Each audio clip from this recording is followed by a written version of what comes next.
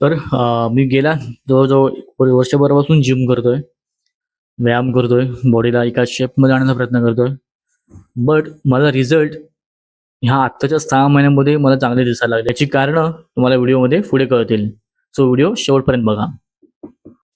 तर पहिली चूक माझी अशी, की वर्कआउट रोटेशन्स मी प्रॉपर मॅनेज नाही केले. सो एक बेसिक थंब रूल असा होता, मी जेव्हापासून ट्रेन करतोय 10वी पासून, तर बेसिक थंब रूल असा होता, की तुला जेवढं वेट जातंय तेवढं तू इन्क्रीज करत जायचं, वेट मारत राहायचं आणि सपोज तू बेंच प्रेस मारतोयस 20 केजी, तर नेक्स्ट वीकमध्ये नेक्स्ट मंथमध्ये तुझं 30 केजी गेलं पाहिजे. हा बेसिक रूल. तर हे करत करत होतो, पण मसल होत होते गेन, असं नाही की रिझल्ट नव्हते. बट बॉडीला शेप, बॉडीच्या फायबर्स हिट होत नव्हते किंवा कट म्हणतात ना, actual cut face, cut body कशी दिसते, कशी असते, हे कट नव्हती बॉडीवरती, फॅट अजून बॉडीवरती होतं. तर हे कुठेतरी मला रिअलाइज झालं, की यार नाही, हे काहीतरी चुकतंय. So after 6 months me I think 2024 December वगैरे ला जिम, का नोव्हेंबरच्या आधी ऑक्टोबर वगैरे असं काहीतरी मी जिम चालू केली होती. तर तेव्हा त्याच्यानंतर 6 महिन्यानंतर मी थोडंसं पिव्हट मारला माझ्या एकंदरीत लाईफ सायकल आणि जिम लाईफला, की आपल्याला काय करता येईल, आपण कुठे चुकतोय. तो पहिली चूक अशी मी बोललो, की वर्कआउट रोटेशन मी चेंज केलं. तर मी काय केलं, तर मी आधी सपोज मी चेस्ट मारतोय, तर मी चेस्टचे 5 व्हेरिएशन आणि ट्रायसेपची आपण पुल आणि पुश मारतो, राईट. तर चेस्टचे 4 व्हेरिएशन किंवा 5 व्हेरिएशन आणि ट्रायसेपचे 3 व्हेरिएशन, 7 व्हेरिएशन झाले in a day. So in a day म्हटल्यावरती जवळ-जवळ सव्वा तास, दीड तासाचा वर्कआउट. तर त्याला मी कमी केलं. मी आणलं पाऊण तासावरती किंवा 1 तासावरती. मी ब्रेकडाउन केलं. मी म्हटलं, की नाही, मला चेस्टचे 3 व्हेरिएशन मारायचे आहेत आणि ट्रायसेपचे 2 व्हेरिएशन, इनफ. आणि जर मला इकडे 10 मिनिटं वेळ उरला, तर मला कोर ट्रेन करायचं आहे. कोर आणि ॲप्स, साइड फॅट जे आपल्याला असतं बेसिकली सगळ्या इंडियन्सना, ते कमी करायचं आहे. सो ते मी कमी केलं. ते त्याच्यावरती काम करायला सुरुवात केली. तर मी असं शेड्यूल बनवलं, की चल, मी हा फर्स्ट वीक आहे, फर्स्ट वीक ऑफ मंथ, तर चेस्ट मी ट्रेन करतो. For example me chest Monday आहे, चेस्ट मारतोय. तर चेस्टला एक इन्क्लाइन किंवा बेंच प्रेस किंवा डंबेल किंवा बेंच प्रेस बारबेलने, नाहीतर काय आपण मारतो ते. तर एक बेंच प्रेस, डंबेल असेल किंवा बारबेल असेल. देन एक केबल प्लाय मिडल चेस्टसाठी. सो हा वरचा muscle, middle muscle, lower muscle, 3 variation enough. त्याच्यातून वेळ मिळाला तर मग फ्रंट रेज वगैरे ते मारतो. त्याच्यानंतर ट्रायसेपसाठी मी व्हेरिएशन ट्राय केले, की 2च व्हेरिएशन, एक लाँग हेड आणि एक short head. So long head आणि शॉर्ट हेड हे कॉम्बिनेशन मी माझ्या परीने मॅनेज करतो. एवढं मला डीप डाऊन मला मसल ट्रेन नाही करता येत. मी रोप पुश डाऊन मारतो कधी-कधी. कधी-कधी बार ओव्हरहेड मारतो, कधी-कधी सिंगल ट्रायसेप मारतो. सो हे झालं चेस्ट व्हेरिएशन, हे झालं वर्कआउट रोटेशन. ह्याचे आता ह्याच्यामध्ये पण एक पॉइंट आहे, सब पॉइंट, की मी एका मसलचे 3 सेट नाही मारत. मी 2 सेट मारतो, पण टिल फेलियर मारतो. म्हणजे सपोज मी वेट लावलंय केबल फ्लायला लोअर चेस्टसाठी 20 केजी, तर 20 केजीच मी लावणार, पण मी रेपिटेशन जास्त मारणार.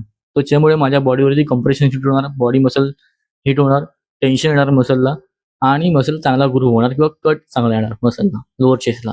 सो 20 केजी लावलं, मला जास्तीत जास्त टिल फेल्युअर 25 रेप्स मॅक्स मारायचेच आहेत, हे टार्गेट आहे. तसं ट्रायसेप. तर हे झालं वर्कआउट रोटेशन. हे ब्रेकडाऊन केलं आणि ह्याच्यामध्ये थोडंसं मला माझ्या बॉडीमध्ये चेंजेस दिसलेले. सेकंड आहे, जर तुम्ही जॉब करताय किंवा घरी कॉलेज स्टुडंट आहात, तर ओव्हरऑल बजेट मॅनेजमेंट. तुम्हाला पॉकेट मनी मिळते किंवा तुम्हाला पॉकेट मनी मिळते किंवा तुम्ही जॉब ओरिएंटेड आहात. तुम्ही एक बजेट, एक थोडेसे काय म्हणतात ना, एक एक अमाउंट सेपरेटली ठेवली पाहिजे जिमसाठी. मग ती ₹1000 असेल, ₹500 असेल, जे काय असेल. सो ते मी थोडंसं मॅनेज केलं. त्याच्यावर थोडंसं अजून मला रिसर्च करायचं वाटलं, की बा काय करता येईल. तर मी एग चालू केले. अंडी स्वस्त, मला प्रोटीन वगैरे चांगलं मिळतं याच्यातून आणि प्रोटीनसाठी काय मला वेगळं ॲडिशनल सप्लिमेंट्स लावायची गरज लागली नाही, म्हणजे भासली नाही किंवा मला नकोच होतं ते. कारण मला जे करायचे, तब्येत बनवायची किंवा मला माझं आरोग्य व्यवस्थित ठेवायचं, तर मला ऑर्गॅनिक फूड, जे अन्न आहे आपलं रेग्युलर जेवणातलं उपलब्ध, तेच घ्यायचं, तेच कंझ्युम करायचं आणि त्याच्यावरतीच तब्येत बनवायची आहे. सो ॲडिशनल सप्लिमेंट्सवरती खर्च करण्यापेक्षा तो खर्च मी इकडे वळवला. सो जर आपल्याला प्रोटीन डब्बा मिळतोय 5,000ला, तर आपल्या अंडीचं काम जवळजवळ एक क्रेट 180 पकडा. 30 अंडी 15 दिवस आरामात जातात. 2 अंडी पर डे. ते झालं. ऑफिसला जातो कामाला, तर तिथे कॉफी होते, दूध होतं, काही ना काही थोडंसं जिमबद्दल खाणं होतं. आणि मुळात एक अमाउंट जेव्हा तुम्ही फिक्स करता, सपोज मी ₹1000 फिक्स केले, तर ₹200 अंडी, ₹300 ओट्स, 500 झाले. ₹200 एक अल्टरनेटिव्हला केळी, जिमला जायच्या आधी ₹700 झाले. आणि अशी बारीक-सारीक मिळून ₹1000 फिक्स. तर हे स्वतःसाठी झाले. सो हे असं कुठेतरी बजेट तुम्ही जेव्हा फिक्स करता तुमच्या वर्कआउट लाईफमध्ये, तेव्हा तुम्हाला अंदाज येतो की आपल्याला काय खायचंय. आता हे एवढंच आहे, हे लॉक झालं. तर मला जे काय माझी तब्येत बनवायची होती, ही महिन्याला ह्या ₹1000 मध्येच बनवायची आहे. ह्याच्या बाहेर मला जायचं नाही. तो ते एक माइंडसेट बिल्ड होतो की येस, हे आहे, हे एवढे पैसे मी इन्व्हेस्ट करतोय, तर मला एवढे रिटर्न्स पाहिजेच आहेत. सिंपल. तो तसं. सेकंडला हाच मुद्दा जोडून पुढे डाएट. जसं मी म्हणालो की केळी, अंडी. ऑर्गॅनिक फूडवरती जेव्हा तुम्ही बॉडी बनवता, ऑर्गॅनिक फूडवरती जेव्हा तुम्ही मसल गेन करता आणि मध्ये तुम्ही 6 महिने जिम सोडलेत, तरी तुमच्या बॉडीमध्ये, तुमच्या आरोग्यामध्ये काहीच फरक तुम्हाला दिसत नाही. एवढंसा म्हणजे 20 मसल लॉस होतोच. तो प्रत्येकाला होतो. ज्याने प्रोटीन पावडर खातोय त्याला पण होतो. ज्याला ऑर्गॅनिक फूडवरती जो बॉडी बनवतोय, मसल बिल्ड करतो, त्याला पण मसल लॉस हा होतोच काही प्रमाणात. पण तुमची स्ट्रेंथ, तुमची ताकद ही तशीच राहते. जेव्हा तुम्ही 6 महिन्यानंतर परत जिमला येता, तेव्हा तुम्हाला मसल बिल्डिंगला वेळ लागत नाही. तुमची मसल बिल्डिंग ही परत महिन्याभरात रिकव्हर तुम्ही होता. जसे होतात तसे तुम्ही रिकव्हर होता. हा फायदा आहे ऑर्गॅनिक फूडचा, जो मी अनुभवलाय माझ्या अनुभवानुसार. चौथा आणि महत्त्वाचा पॉइंट म्हणजे जंक फूड अव्हॉइड करणं. सो असं नाही की तुम्ही जंक फूड पूर्ण बंद करा 100%.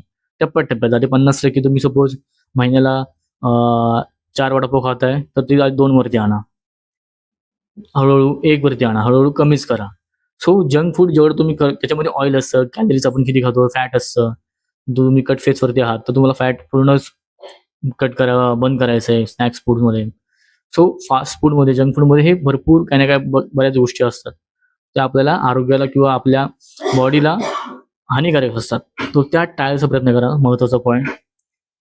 जर तुम्ही जॉब करताय, जर तुमच्याकडे पैसा आहे, तर एक चांगलं सप्लिमेंट ज्याला काहीच साइड इफेक्ट नाही आहेत, ज्याला काहीच ज्याला दुष्परिणाम नाही आहेत, असं सप्लिमेंट म्हणजे क्रिएटिन. सो लास्ट 2 मंथपासून मी वेलकोर ब्रँडचं क्रिएटिन यूज करतोय. आधी आय थिंक काय फ्लेवर होता मला माहित नाही, पण आता किवी आहे माझा चालू, तो पण संपलाय. क्रिएटिन तसं नॅचरल फूडमधून पण आपण घेतोच, पण ते भरपूर कमी प्रमाणात असतं. सो त्याचं काही एवढं हे नाही. ना क्रिएटिनमुळे तुम्हाला रिझल्ट मिळतात, नाही असं नाही. बट तुमची ओव्हरऑल हे जे मी आधीचे 4 पॉइंट सांगितले, हे जर तुमचे मेंटेन असतील, तर हा 5वा पॉइंट क्रिएटिन तुम्हाला मदत करतो तुमची बॉडी अजून शेपमध्ये आणण्यासाठी. सो क्रिएटिन काय करतं, तुम्हाला वॉटर स्टोअर करतो तुमच्या बॉडीमध्ये. त्याच्यानंतर मसल रिकव्हरी तुमची लगेच फास्ट होते, ते एक महत्त्वाचं. आणि तुम्हाला ओव्हरऑल एक स्ट्रेंथ देतं, ताकद देतं. वेलकोर काही स्पॉन्सर व्हिडिओ नाही हा. असाच मी जे यूज केलं, माझा फीडबॅक तुम्हाला देतोय की वेलकोरवरती मला चांगले रिझल्ट मिळाले. रिझल्ट ह्यासाठी मिळाले किंवा एकंदरीत मी असं नाही म्हणजे की 100% रिझल्ट मी आता माझी बॉडी कंडिशन जी आहे किंवा मसल बिल्ड केले, ते ओन्ली अपॉन ऑन क्रिएटिन असं नाही आहे. जे आधीचे मी 4 पॉइंट सांगितले, वर्कआउट रोटेशन असेल, डाएट असेल, snacks food, fast food avoid करणं असेल, ह्या सगळ्या गोष्टी किंवा शुगर कट करणं असेल, तर मी पूर्ण प्रॉपर शुगर, मी ॲडेड शुगर काहीच घेत नाही. मी कॉफी पितो, मी चहा जरी पिलो तरी मी विदाऊट शुगरच पितो. गावी आलो तर विषय तो अव्हॉइड करतो, कारण नॉर्मल जी बनते एकत्र ती प्यायची, नाटकं नाही करायची, असं आहे. सो शुगर जेवढी होईल तेवढी कट करा, कट करा. ॲडेड शुगर जे मी काही खाताय, तर ते ॲडेड शुगर असलेले प्रोडक्ट्स कंझ्युम करू नका, जर तुम्हाला फॅट लॉस करायचं असेल तर. आणि 6वा पॉइंट महत्त्वाचा, तो म्हणजे कन्सिस्टन्सी. आधीचे 5 पॉइंट तुम्ही घेतलेत आणि तुम्ही कन्सिस्टंट नसाल जिममध्ये, तर हे 5 पॉइंटला चुलीत घाला, काहीच त्याचा फायदा होणार नाही. काहीच तुम्हाला फरक पडणार नाही. Consistency is the main key to success in every stream, in every business, in everything. जो बिझनेस असेल, स्टार्टअप असेल, नोकरी असेल, जिम असेल किंवा कुठलाही कलाकृती असेल, तुम्हाला एखादी कला शिकायची आहे तर तुम्हाला सातत्याने ती कलावरती काम करायला लागेल, त्या कलेला वेळ द्यायला लागेल. तो तसं आहे. सो तसं पण जिमला तुम्ही कन्सिस्टन्सी द्या, मसल बिल्डिंगला कन्सिस्टन्सी द्या, तरच तुम्हाला चांगले रिझल्ट्स मिळू शकतात. नाहीतर जे चाललंय तसंच राहणार. तुमचा टाईम वेस्ट होणार, पैसे वेस्ट होणार आणि ओव्हरऑल काहीच फायदा होणार नाही त्या गोष्टींचा.